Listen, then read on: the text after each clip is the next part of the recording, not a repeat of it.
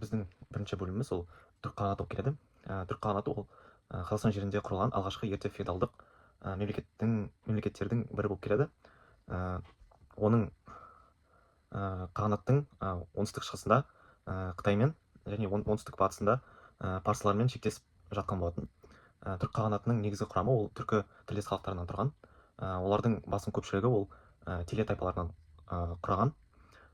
Теле тайпасы ол түркі тілдес тайпаларының ортақ атауы болып келеді. Оның Қытай шежірелерінде теле сөзінен түрік атауы қалыптасқан болатын. Алғаш рет түрік этнонимі ол сол туралы 542 жылы Қытай жылнамаларында жазылған болатын. Ал 552 жылы түрік қағанаты құрылып, ол 603 жылға дейін өмір сүрген болатын. Түрік қағанатының негізін қалаушы біз бәріміз білетіндей ол бумын қаған болып келеді.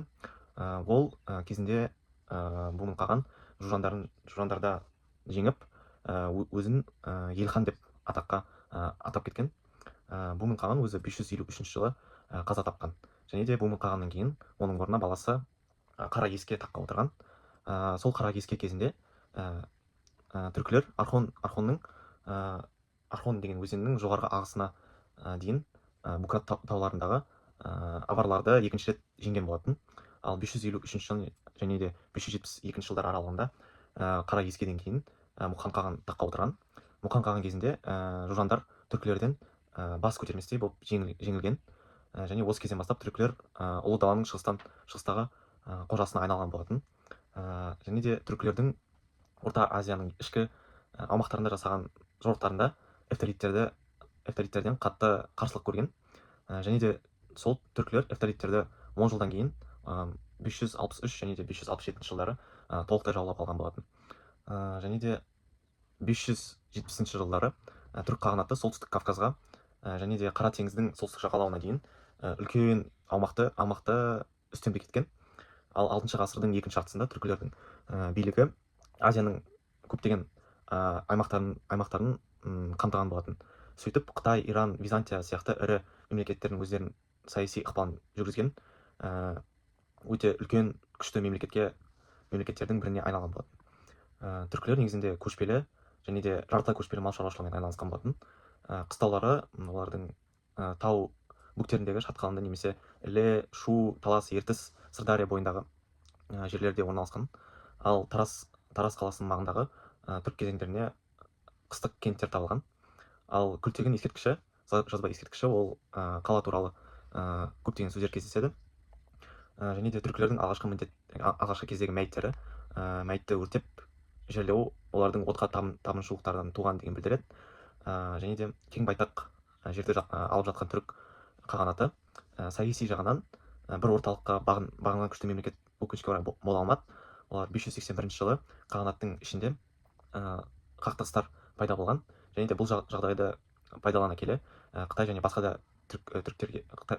да мемлекеттер түріктерге көптеген шабуылдар жасаған. Және де осы шабуылға орай 603 жылы түрік қағанаты екіге бөлінген. Олар батыс түрік қағанаты және де шығыс түрік қағанаты болып келеді. Келесі тақырып ол батыс түрік қағанаты.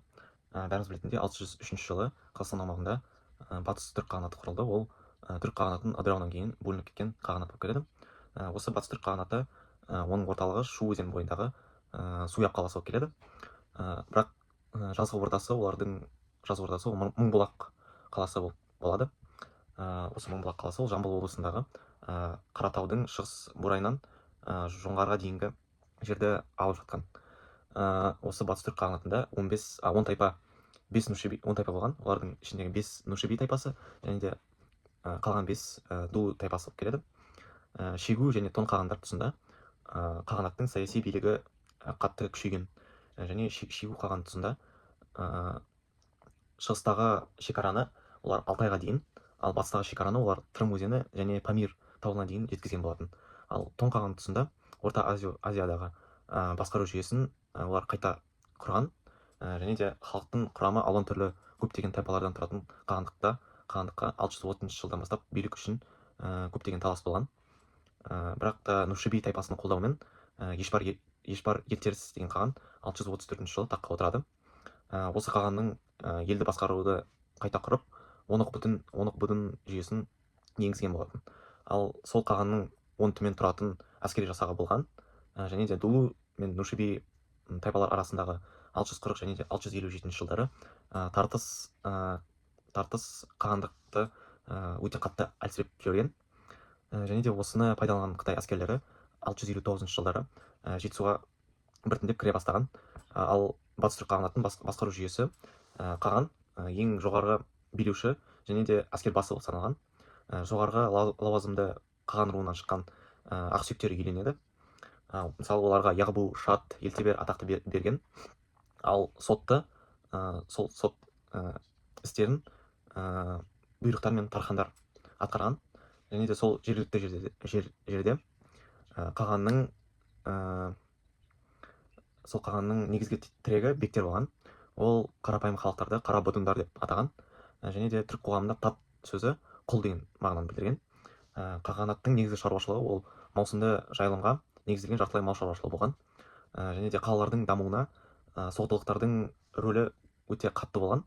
Ал 7-ші ғасырдың бас кезеңде түркілер жаппай отырықшылыққа ауыса бастаған. Ал шығыс түрік қағанаты 682 және 744 жылдары өмір сүрген.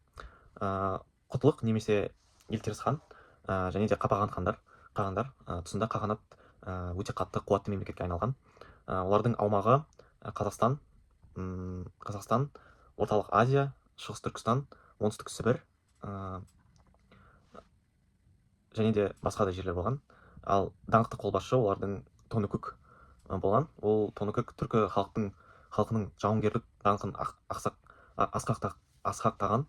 Ал 741 жылы білге қағаннан кейін қағанат әлсіреп біртіндеп ыдырай бастаған. Келесі бөліміміз ол түргеш қағанаты болып келеді. Түргеш қағанаты ол шығыс және батыс түрік қағанатынан кейін құрылған мемлекет. Ол 704 және 756 жылдары аралығына өмір сүрген.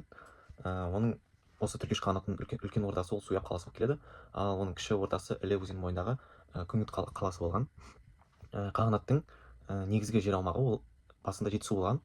Ал сонымен қатар қағанаттың жері Ташкент қаласынан Бесбалық және де Тұрфан қалаларына дейін аралықты қамтыған. Түргештердің алғашқы қағаны ол үшлік қаған болған. Ал түргештер өзі екіге бөлінген, олар сары және қара түргештер. Олар Шу, Талас, Іле өзендерінің бойында өмір сүрген. Келесі ол Сұлу қаған кезінде үш жақты күрес жүрген. Біріншіден батыстан олар арабтардың шапқыншылығы өте қатты болған. Екіншіден ол шығыста қытайлардың қаупі төндірді.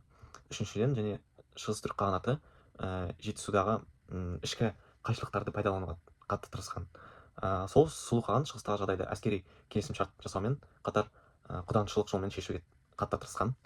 Сол Сұлу қағанның шайқастарға тікелей өзі қатысуға және үнемі жеңіске жетуге байланысты ол арабтармен оған сүзеген немесе мүйізді қаған деп атап қойған. Сол 751 жылы түргештер Таразға жақын жердегі Атлық қаласына көмекке келген арабтар және қарлұқтармен бірлесіп Қытай әскерлеріне күйрекке соққы берген. Сол қытайлардың аман қалған бөлігі олар Жетісудан бір жолда кетуге мәжбүр болған. Бірақ та жікке бөлінушілік тоқтамай қағандық бір уақыттан бері әлсірей бастаған. Сонда бұл жағдайды пайдаланған қарлық көсемдері 756 жылы түргештерді құлатып билікті өз қолына біртіндеп ала бастаған. Солай түргештер өзін көшпелі және жартылай көшпелі мал шаруашылығымен айналысқан. Кей кезде олар жартылай отырықшы егін салумен де айналысқан болады. Келесі бөлім ол қарлықтар туралы. Араб тарихшысы Әл-Марвази деген тарихшы қарлықтар құрамында негізінде 9 тайпа болған деп жазған. Олар үш жүгіл, үш бескіл, бұлақ, көкеркін және Тухси деген тайпалар.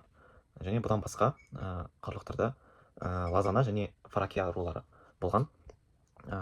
Қарлықтардың негізгі топтасқан жері ол Алтай тауынан бастап Балқаш көліне дейінгі жерлер болған.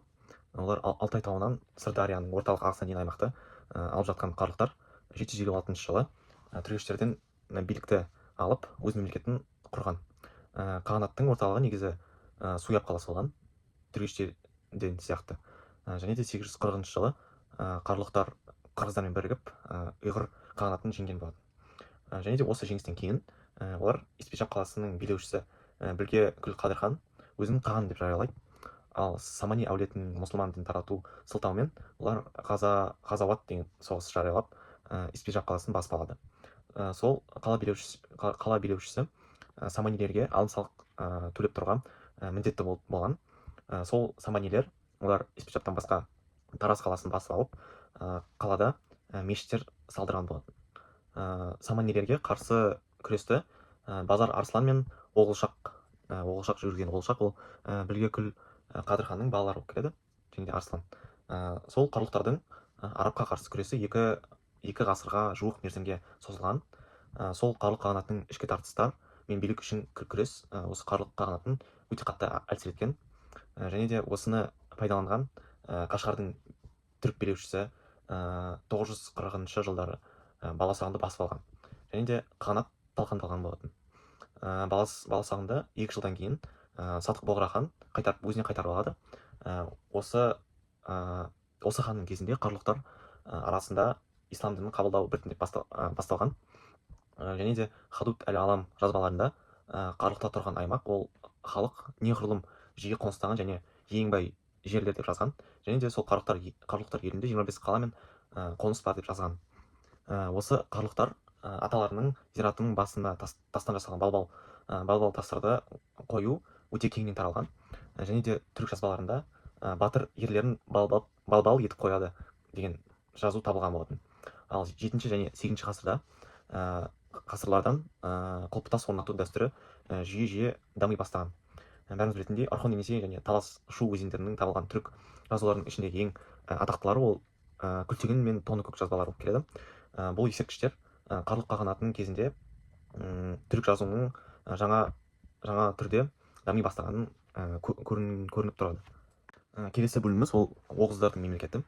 Оғыздар мемлекеті олар 9 ғасырдың аяғы мен 10 ғасырдың басында Сырдария орта ағысында және төменгі ағыстарында өздерінің мемлекетін құрған болатын. Оғыздардың орталығы Яңгекент қаласы, ол Жаңа Грузия. Және де Махмұд Қашқарин дерегі бойынша Оғыздар алғашқыда 24 тайпадан тұрған. Бұл Оғыздардың жаңадан әртүрлі тайпалардан қалыптаса бастаған кезі болып келеді.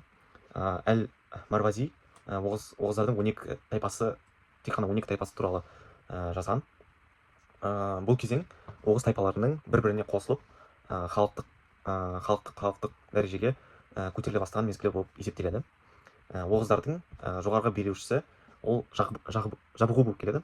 Жабғулардың мұрагерлері Инал деп аталған. Оны атабектер тәрбиелеген. Ал әскербасы ол Сюбашы деп аталған. Жабғудың кеңесшілері ол Күл Еркін деп аталады. Мысалы, Оғызнама дерегінде көрсетілгендей, Жабғу өзінің 12 жерін 12 аймаққа бөліп басқарған. Оғыздар қарлық қимақ тайпалармен бірігіп, Еділ және Жайық аралығында печенектерді жеңіп тастайды. Ал 965 жылы Оғыздардың Жабғуы Киев князі Святославпен бірге одақтасып, хазарларға қарсы әскери одақ құрған.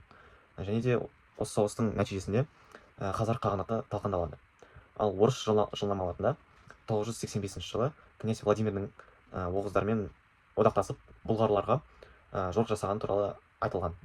Ал 10 ғасырдың соңы және 11 ғасырдың басында Әли Жабғудың кезінде мемлекет жағдайы өте қатты нашарлаған. Үздіксіз соғыстар мен шектен тыс салған алым салық Оғыздардың наразылығын туғызған. Ал Жент қаласында салжұқтар басып алады. Бірақ та қала тұрғындары салжұқтарды Женттен әрі қарай қуып тастайды. Сол Әли Жабғудың мұрагері Шах-Мәлік тұсында Оғыз мемлекеті керісінше күшейе бастаған. Ол 1041 жылы Хорезмді өз қол астына алады, немесе жаулап алған. Бірақ та 1043 жылы салжұқтар осы Шах-Мәлік салжұқтардың қолынан қаза тапқан. Қыпшақтар Оғыздарды Сырдария және Арал бойынан бір жола біртіндеп ығыстыра бастаған. Ақырында 11 ғасырдың басында Оғыз мемлекеті құлаған болады. Келесі бөліміміз ол ұйғыр қағанаты болып келеді. Оның құрылуы осылай болған. Түрік қағанаты ыдырағаннан кейін Орхон мен Серенгі бойында бірнеше түркі тайпалар өмір сүрген. Ал 744 жылы ұйғыр, басмал және қарлық тайпалар бірігіп, екінші шығыс түрік қағанатын құлатқан болатын. Көп ұзамай билік ұйғыр тайпасының қолына көшіп, ұйғыр қағанаты құрылған болатын. Оның негізін қалаушы ол Құтлық Білге Күл Қадыр қаған болған. Ұйғыр қағанатының астанасы ол Ордабалық немесе басқаша Қара Баласын қаласы болған. Бұл қала негізі Архон өзенінің бойында орналасқан және де 6-9 ғасырларда түркі мемлекеттің саяси орталығы болған. Ұйғырлардың билеушісі Қаған болған. Қағанға бағынышты бекілер, шат тегіндер және тархандар болған. Мемлекет негізінде көшпелі болғанмен, оларда қала мәдениеті дамыған. 8 ғасырдың екінші жартысында ұйғыр қағанаты біртіндеп күшейе бастаған. Боғу қаған ол 759 және 779 жылдары билік еткен. Сол қағанның тұсында ұйғыр қағанаты өзінің ең қуатты кезеңіне жеткен. Ал ұйғырлар Қытайдағы Тан әулетіне ықпал етіп, ішкі бүліктерін басуға көмектескен. Қағанат негізінде Жетісудан Қытайға дейін аумақты қамтыған. Ұйғырлар 8 ғасырда манихей дінін мемлекеттік дінге айналдырған. Кейін олар кейін қағанның ішінде буддизм және де несториандық христианда қабылдана бастаған. Ұйғырлар қала мәдениетімен, жазу сөзімен ерекшеленеді. Өздерінің ұйғыр жазуын қалыптастырған. Кейін моңғолдар, тіпті қазақ қыпшақ мемлекеттері осы ұйғыр жазуын қолданған. Қағанат дәуірінде кітап көшірмесі ісі дамыған, діни және тарихи әдебиеттерді көп кездестіруге болады. Ұйғырлар негізінде жартылай көшпелі және жартылай отырықшы мәдениетпен өмір сүрген. Егіншілік пен қолөнер қатты дамыған. Сондай-ақ Жібек жолы бойындағы саудаға белсене қатысқан болатын. Және де осы ұйғыр қағанаты Қытаймен, Тибетпен және басқа көрші мемлекеттермен саудамен байланысты болған. Ұйғыр қағанатының ыдырауы немесе құлдырауы ол 9 ғасырдың ортасында ішкі қайшылықтар күшейе бастағаннан солай біртіндеп құлдыра бастайды. Ал 840 жылы Енесей қырғыздары ұйғыр қағанатына шабуыл жасап, осы қағанатты талқандайды. Бір бөлігі Ганьсуға, ал екінші бөлігі Жетісуға қоныс аударған осы ұйғыр қағанатының халқы.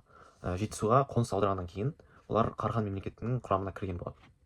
Келесі бөлім ол бізде дамыған орта ғасырлардағы мемлекеттер. Оның біріншісі ол Қарахан мемлекеті. Қарахан мемлекеті негізінде 10 ғасырдың орта кезінде, яғни 942 жылы Жетісу аймағы мен Шығыс Түркістанның бір бөлігінде өздерінің мемлекеттерін құрған. Олардың орталығы ол Баласағұн қаласы болған. Және де осы Қарахан мемлекетінің негізін қалаушы ол Сатық Боғра хан болған. Қарахандықтардың этникалық құрамына Жікіл, Яғма, Қарлық, Оғыз, Қаңлы, Үйсін тайпалар кірген. Және де осы қарлықтардың мемлекеттерінің құрылуына басты рөл атқарған тайпа болып саналады осы қарлықтар. Жер иеленуінің бір түрі ол иқта, ал иеленуші адам олар иқтадар деп аталған. Осы атаулар негізі парсы тілдерінде болған. Иқтаның мәні иқтадар, қарапайым халықтан салық жинап, олар ханға әскери қызмет етуге міндет болған. Ал дінбасылар мен діни мектептерге ірі жер иеленушілер, көшпелі әскербасылар өсиет етіп жер қалдырып отырған. Оларды вакыфтық жерлер деп атаған. Отырықшы аудандарда үлескерлерді араб, парсы деректерінде музари немесе барзигар деп атаған. Осы сөздердің мәні ол шаруалардың үлеске алған жерлерінің алым-салық жинап отыру деген білдіреді. Бұдан басқа комендация деп аталатын қанау түрі болған. Ол әлсіз адам өз үлесіндегі жерді күштінің қамқорлығына берген. Кейін әлсіз адам отбасын қорғағаны үшін ірі жер иесіне салық төлеген болатын. Мысалы, келесі ол бізде Мұса хан өзінің ықпалын күшейту үшін 960 жылы исламды мемлекеттік дін деп жарияланған. 10 ғасырдың екінші жартысында әлеуметтік қайшылықтардан Самани әулетінің үстемдігі біртіндеп әлсіреген. Және де бұны пайдаланған Хасан Боғра хан Испиджапты ешбір қарсылықсыз басып алған. Ал 10 ғасырдың соңына қарай Қарахандықтардың Орта Азияға жорығы қайта басталған. Осылайша Қарахан мемлекеті мауреннахрды өте тез бағындыра алған. Қарахан мемлекеттің негізі үлесті жүйеде қаланып, шығыс және батыс иеліктерден тұрған. Шығыс хандықтың аумағы ол жетісу мен шығыс түркістан болған, ал батыс хандық мауреннахр жерін билеген. Ал 12 ғасырдың 30 жылдарында жетісуға шығыстан қарақтай кірген. Олар 1212 жылы шығыс хандықты найман ханы күшілік басып алған. Ал батыс иеліктің ханы қаза болғаннан кейін Мұхаммед 1212 жылы батыс хандықты біржолата құлатқан болатын. Исламның мемлекеттік дін болып жариялануы қала келбетіне, құрылыс жүйелеріне өзгерістер енгізген. Қарахан мемлекетінің аумағында Айша бибі деген және де Бабаджа қатын кесенелері салынған. Қарахан сәулет өнерінің тағы бір ерекшелігі ол шығыс моншаларының салынуы болып табылады. Келесі бөліміміз ол қара қытайлар туралы. Қытайлар деректері бойынша қара қытайлықтар олар Орта Азиядағы солтүстік Қытай, Манчжурия мен Уссури өлкесін мекендеген қидан тайпалары болып келеді деп жазылған. Қидандардың 10 ғасырда батысқа жылжыған бөлігі мұсылман деректерінде қара қытайлықтар деп атайды. Ал 1125 жылы Юлий Даши бастаған 40 мың түтін қидандар жетісуға келіп қоныстана бастаған. Қарахандықтардың әлсірегенін пайдаланып, Юлий Даши 1125 жылы өз әскерін алып жетісудың орталық аудандарына қарай кіре бастаған. Олар баласағында басып алып, жақын жерлерде өздерінің орталығын, Қыз ордасын құрған. Және де қара қытайларда мұрагерлік өзіндік ерекшелігі болған. Әйелдер де мұрагер бола алған, тек әйел жағынан тегі хан тұқымының болу міндетті болған. Алым салық жүйесі бойынша әрбір үйден бір динар ақша жинаған. Ірі қала әкімі Гурханға жыл сайын жер салығын харадж төлеп отырған. Жетісудың екінші тұрғындары олар билеушіге өнімін онан бір үлесін төлеген болатын. Ал 12 ғасырдың екінші жартысында қара қытайлар бағынышты халықтарға салық салуды күшейткен болатын. Бұған қарсы ел ішінде наразылықтар біртіндеп туа бастаған. Ал 1141 жылы Самарқанға жақын Қатуан деген далада болған шайқаста қара қытайлықтар Бұхараға дейін басып кірген болатын. Бүкіл мауреннахрдың орталық бөлігін қара қытайлар өзіне басып алған. Ал қарахандар олардың вассалы болып салық төлеп отыруға мәжбүр болған.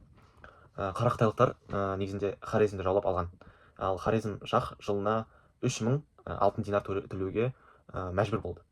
Қара қытайлықтар шығысында Гансу жеріндегі ұйғырларды өздеріне тәуелді етті. Ал батысында Әмударияның төмен ағысындағы халықтарды бағындырған. Ал оңтүстікте Бахыл мен Хотан жерлерді оларға тәуелді болған. Сөйтіп қара қытайлар Хорезм шахымен келісім жасай отырып 1198 және 1204 жылдары Ауғанстан жеріндегі Гурит тайпаларымен соғысып өте ауыр жеңіліске ұшыраған болатын. Сөйтіп қара қытайлықтар 1208 жылы шығыстағы наймандарға жеңілген. Ал 1210 жылы Хорезм шахы оларға қарсы шығады. Сөйтіп екі жақтан олар шабуылға ұшыраған қара қытайлықтар 1212 жылы өзінің мемлекеттері сол жылы құлайды. Келесі бөліміміз ол қимақ және қыпшақ бірлестігі болып келеді. 8 ғасырдың ортасында Ертіс өзенінің орта ағысы бойында қимақ тайпаларының саяси бірлестігі пайда болған. Осы қимақтардың этникалық негізін 7 тайпа құрады. Олар Эймур, татар, имек немесе қимақ деп атайды кейбір деректерде. Баяндыр, қыпшақ, ланиказ және де ажылар деген тайпалар. Мемлекеттің басшысы қаған деп атайды. Ал олардың астанасы Имақия немесе кейбір деректерде Қимақия қаласы болып келеді. Осы қала негізі Ертіс өзенінің бойында орналасқан. Қимақ мемлекетінің саяси тарихы туралы айтып кетсек, олар 8 және 9 ғасырларда осы қимақтар Алтайдан Ертіске дейін және Балқаш пен Тобылдан Сырдарияға дейін үлкен аумақты иеленген. Олар 9 ғасырдың соңына қарай қимақ билігі қатты күшейіп, көрші ұйғырлар мен қарлұқтардан ығысып келген көптеген тайпалар өзіне қабылдаған. Қимақтардың басты тірегі ол әскери күш болып келеді. Әскерлердің негізі атты әскерден құраған деген деректер бар. Енді қыпшақ туралы айтып кетсек, олар 9 ғасырдың соңында қимақ бірлестігінде қыпшақ тайпалары, осы тайпалардың ықпалы біртіндеп арта бастаған.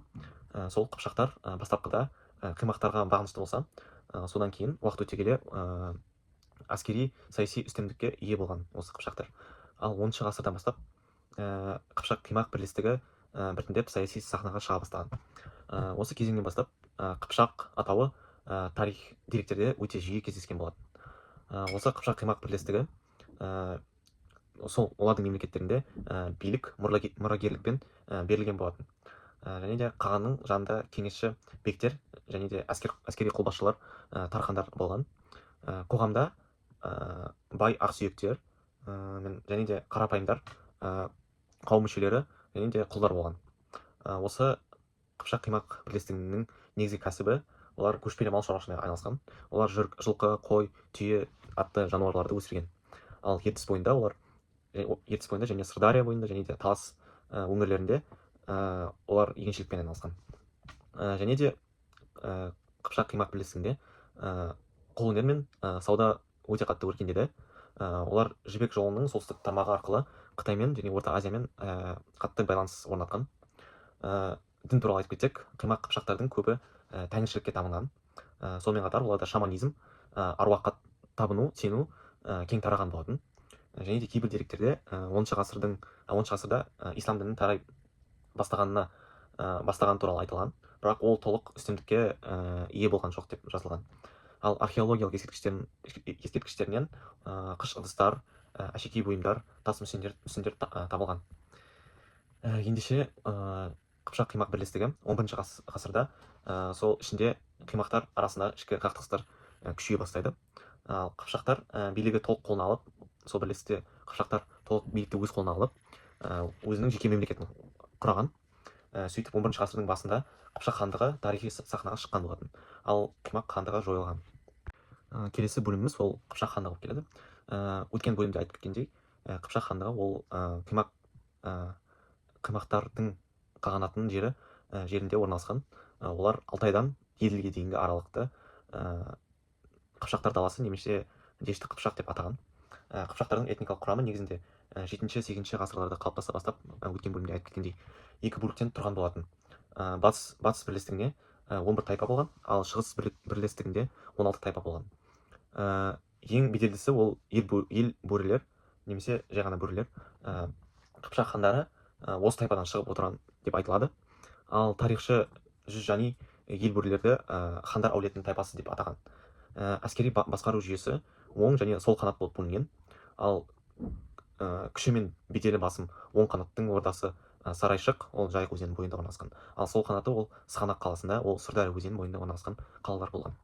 Хандық билік орталығы олар орда деп атаған. Ал Махмұд Қашқари қыпшақ тілінде құлды Ялан көк деп атаған. Ал кедейлердің ішінде жер өңдеумен айналысқан жатақтар болған. Ресей жеріне барып орналасқан қыпшақтар орыс деректерінде оларды половшылар деп, немесе егер аударсақ оларды далалықтар деп атаған. Дунай бойындағы орналасқан қыпшақтарды олар венгрлер оларды кумдар немесе командар деп атаған. Хорезм шахының мұрагері атсыз қыпшақтардың қол астында оғыздар жеріне бірнеше рет шабуылданған. Ал 1133 жылы қыпшақтар олардан жеңіліп қалған. Осы жеңілістен кейін қыпшақтар екіге бөлінген және де біртіндеп әлсірей бастаған. Хорезмдіктер қыпшақтардың ішкі қайшылықтарын пайдалануды көздей бастаған. 13 ғасырдың ортасында сыр бойындағы қалалар үшін Хорезм шахы Мұхаммед пен Қыпшақ хандығының арасында шайқастар пайда болады. Және де қыпшақтар өз ішіндегі алауыздықтың кесірінен жеңіліп, солтүстікке қарай шегіне бастаған. Бұл екі ел үшін Отырар, Сығанақ, Аралтегін аумағы ұзақ жылдар бойы қақтығыс көзіне айналған. Билік үшін бәсеке тек моңғолдар екі елді де жаулап алғаннан кейін біржола тынды. 13 ғасырдың басында Қыпшақ хандығы құлағанмен, бірақ оның халқы мүлдем жойылған жоқ. Қыпшақтар қазақ халқының басты этникалық құрамының біріне айналған болады. Келесі бөліміміз ол хазар қағанаты. Хазар қағанаты негізінде хазарлар олар түркі текті халық болған. Олар 6 ғасырда батыс түрік қағанатының құрамында болған. Ал 7 ғасырдың ортасында батыс түрік қағанаты әлсірегеннен соң хазарлар еділ өзені және Кавказ өңірінде өзінің жеке мемлекетін құрған. Олардың алғашқыда астанасы Семендер, ал кейінірек Итиль немесе Атыл қаласы болған. Мемлекет басшысы хазар қағанатында қан болған, бірақ ол көбіне діни билікке ие болған. Ал нақты саяси билік ол бекке немесе әскербасыға тиесілі болған. Және де хазар қағанатының қоғамында ақсүйектер, әскери адамдар, қарапайым халық және құлдар болған. Олардың жер аумағы хазар қағанаты иелігінде солтүстік Кавказдан Каспийге дейін және еділ бойынан Қара теңізге дейін жерлерді қамтыған. Және де сол хазар қағанатының орталығы ол еділ өзені бойындағы ірі қалалар болған. 7 және 8 ғасырларда хазар қағанаты өте қуатты мемлекетке айналған. Және де хазарлар арабтарға қарсы ұзақ соғыстар жүргізген. Мысалы 737 жылы арабтар қысқа уақытта хазарларды бағындырғанмен, кейін хазарлар өзінің тәуелсіздігін қайта алған. Ал 8 ғасырда хазарлар Византиямен одақта болып, олардың көмегімен араб экспансиясына қарсы тұрған. Ал 9 ғасырда хазарлар еділ бойындағы бұғарлармен орыс князьдерімен жеке қыпшақтармен өте тығыз қарым-қатынаста болған. 8 ғасырда хазар қағанатының билеушісі иудаизм дінін қабылдаған. Бұл Еуразиядағы бірегей оқиға. Халық арасында ислам, христиан діні және де тәңіршілік қатар өмір сүрген. Олардың қалалары Итиль, Семендер, айтып кеткендей, Саркел, осы қалалар олардың сауда орталықтары болған. Хазарлар жібек жолының солтүстік тармағын бақылап, халықаралық саудамен пайда тапқан. Хазарлар негізінде көшпелі мал шаруашылығымен айналысқан, егіншілікпен және де қол өнерімен айналысқан болатын. Хазарларда негізінде сауда өте дамыған. Олар Қытайдан, Орта Азиядан, Византиядан және Рустен тауарларды өзінде қабылдаған. Және осы мемлекет Еуразиядағы ірі сауда делдалдарының бірі болып келеді. 9 ғасырдың соңы және де 10 ғасырдың басында хазарларға қарсы русь князьдары жорық жасаған. Және де 965 жылы Киев князі Святослав хазар қағанатын талқандайды. Осыдан кейін хазар мемлекеті қатты әлсіреп, саяси сахнадан біржола жойылған болады. Келесі және соңғы бөлім ол наймандар, керей, меркіт, қаңлы, жалайыр және тағы басқа тайпалар туралы ендеше кеттік. Біздің бірінші тайпамыз ол найман тайпасы. Олардың шығу тегі 8 және 9 ғасырларда олар Архон, Серенга, Ертіс және Тарбағатай аймақтарын мекендеген. Олардың атауы найман сөзі моңғол тілінен аударғанда 8 деген білдіреді. Бұл олардың бастапқыда 8 тайпалық одақтан тұрған екенін білдіреді. Олар 9 және 12 ғасырларда күшті тайпалық бірлестік болып қалыптасқан. Және де 12 ғасырдың соңында олар Инанч білге хан билік етті, сол наймандарды. Оның ұлы күшлік хан Шыңғыс ханмен соғысып, кейін жетісу жеріне қашып барып Қарақытайлармен одақ құрған. Олар наймандардың орналасқан жері олар Ертіс бойы, Тарбағатай және Алтай өңірі болып келеді. Осы наймандардың тарихи маңызы ол наймандар қазақ халқының құрамына енген ірі тайпа болып келеді. Келесі тайпамыз ол керей тайпасы. Оның шығу тегі керейлер 8 ғасырда Архон, Керулен, Серенгі өзендері бойында мекендеткен түркі және де моңғол тектес тайпа болып келеді. Олардың саяси тарихы, мысалы 9 ғасырдың ортасында олар керей мемлекетін құрған. Кейін 12 ғасырдың басында олардың атақты билеушісі Тоғорыл хан немесе Оң хан болған. Ол Шыңғыс ханды жас кезінде қолдап, кейіннен онымен араздасып жеңіліске ұшыраған болатын. Осы керей тайпаларының діні ол 9 және 12 ғасырларда оларда несториандық христиан діні болған. Және де осы керей тайпасының орналасқан жері олар Моңғолияның солтүстігі болып келеді. Кейіннен Қазақстанның шығыс аймасында қоныстанған болатын. Осы керей тайпасының маңызы керейліктер қазақ халқының құрамына енді, наймандар сияқты. Әсіресе орта жүз құрамында өте маңызды рөл атқарған. Келесі тайпамыз ол меркіт тайпасы. Олардың шығу тегі ертіс өзені мен селенга бойын мекендеген түркі-моңғол тайпасы болып келеді. Олардың саяси тарихы, мысалы 12 ғасырдың басында дербес тайпалық одақ құрған. Олардың көбіне наймандармен және керейлермен одақтасып Шыңғыс ханға қарсы тұрған. Олар 1201 жылы және 1203 жылдары Шыңғыс хан меркіттерді бірнеше рет жеңіп, олардың көпшілігі қырғынға ұшыраған. Және де осы тайпаның маңызы, ол меркіттердің аман қалған бөлігі кейін қазақ халқының құрамына кірген болатын. Келесі тайпамыз ол қаңлы тайпасы. Қаңлылардың тарихы өте көне болып келеді. Олар біздің заманымыздан бұрын 3 ғасырда Қытай деректерінде аталады. Олар негізінде біздің заманымыздан бұрын 2 және біздің заманымыздың 5 ғасырда сол аралықтарда олар Сырдария бойында өмір сүрген қаңлы мемлекет болып келеді. Олардың астанасы Битянь қаласы болған. Сол Битянь қаласы Сырдария бойында орналасқан. Ал 10 және 12 ғасырларда осы қаңлылар кейін түркі тайпалық одақтарының құрамына кірген. Олар Оғыз, Қыпшақ, Қарлық бірлестіктермен өте қатты тығыз байланыста болған. Және де осы қаңлы тайпасының тарихи маңызы, ол қазақ халқының негізгі этникалық құрамына енген ең көне тайпаларының бірі болып келеді. Және де келесі тайпамыз ол жалайыр тайпасы. Осы жалайырлар 9 және 12 ғасырларда Моңғолияның солтүстігінде және Селенга, Архон өзендерінің бойында өмір сүрген түркі-моңғол тайпасы болып келеді. Олар 12 ғасырда Шыңғыс ханға дейін наймандармен, меркіттермен және де айтып кеткен тайпалармен күшті қатты бірлестіктердің қатарында болған. Осы Шыңғыс хан жорықтарында белсенді қатысып, оның сенімді қолбасшыларының бірі Мұқали Ноян деген жалайыр тайпасынан шыққан болатын. Осы жалайыр тайпасының орналасуы ол кейіннен Жетісуға, Сырдарияға және Шығыс Қазақстанда қоныстанған болатын. Осы тайпаның маңызы, ол жалайыр тайпасы қазақ халқының орта жүз құрамына кіріп, әдебиет пен тарихта үлкен із қалдырған. Мысалы 15 ғасырдағы тарихшы Қадырғали Жалайырли деген болған.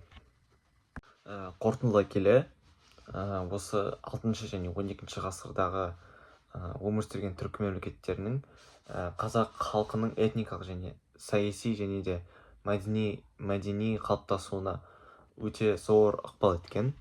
Олар жібек жолын бақылап, исламдың таратып, қала мәдениетін дамытқан.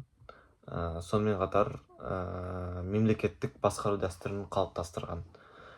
Осы кейінгі қазақ хандығы осы түрк дәуірінің заңды жалғасы немесе мұрагері деп атауға болады.